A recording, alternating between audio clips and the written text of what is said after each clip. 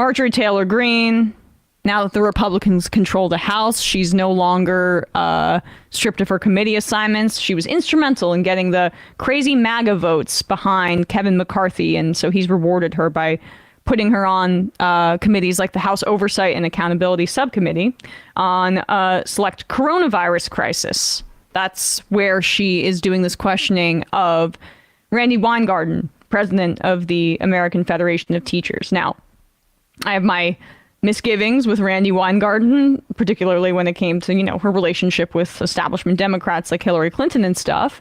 But this is a pro-teachers unions show, and I support teachers unions broadly, even if, you can have some tweaks with the leadership and their decisions. Well, yeah, I mean, attack them from the left, particularly if you're part of the rank and file. But it's not the same.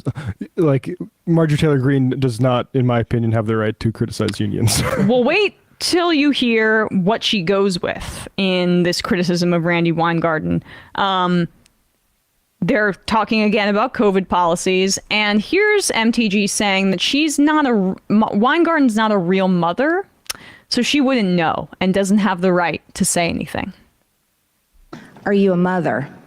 I am a mother by marriage. By marriage, I see. And my wife is here with me, so I'm really glad that she's here. Sharon Klein. Ms. Weingarten, I reclaim my time. I didn't ask you a question. Sorry. What I'd like to talk about is your recommendations to the CDC as not a medical doctor, not a biological mother, and really not a teacher either. You had no business advising the CDC what the medical guidelines were for school closures, because now we have a nation of school children who have suffered because of it. The problem is people like you need to admit that you're just a political activist, not a teacher, not a mother, and not a medical doctor. Point of order, Mr. Chairman. I just want to make note that the decorum of the attacks on the witness were unacceptable that the gentlelady from Georgia just did. And so it'd be nice if we didn't attack the witnesses, particularly when making a decision about whether or not she's a mother. You are a mother. Thank you for being a great parent. Thank you. Thank you. Your point of order is recognized, Mr. Garcia. The implication there, though, is that Randi Weingarten is gay. So she can't be a mother. She has a wife. Can't be a mother. She didn't give birth to her child. She can't be a mother. It's also like, I guess if you're a step parent, are you also not? No, not. Yeah. If you're an adoptive parent, you're not a mother in Marjorie Taylor Greene's eyes. Being a mother isn't a damn virtue. We know because you're a mother, Marjorie Taylor Greene. You're a biological mother. And not a wife, though. No longer a wife. Interestingly. Wow! Not a wife, though. Not a wife. In fact, I guess you're a single mother, right? You must have done something wrong in your life pathologically. Might be doing a little bit too much torque-intensive exercises at the old... At the CrossFit Center, yeah. It's funny because, teachers, saying that to Randi Weingarten, I mean, teachers spend more time with your kids than you do, quite frankly, during the week. Seems that way. Who has a bigger impact on, who has had a bigger impact on us as children than certain teachers that we had? That's who I think of, more than any, I guess maybe certain coaches in sports, but no other adult figures are as important to, shout out Senora Casa, my Spanish teacher, 4 years at Manning High School. I mean, but she's not a teacher, Randi Weingarten. She's just the representative for them. And she represents their interests. Right. It's just the idea that Marjorie Taylor Greene is the one speaking for teachers here as opposed to their union representative. Would it matter if Randi Weingarten was currently a teacher and not a professional union leader? No, because they would still go after her for some reason. It's just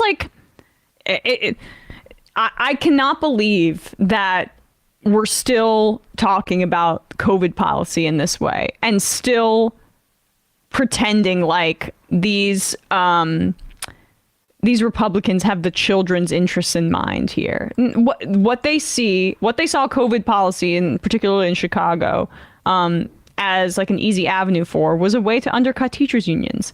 The Republican Party has been attacking teachers' unions for decades, for decades and decades. It's foundational to them because teachers unions are a robust labor force also and that are also intertwined with the public education system. It's teachers and teachers unions epitomize everything that Republicans hate.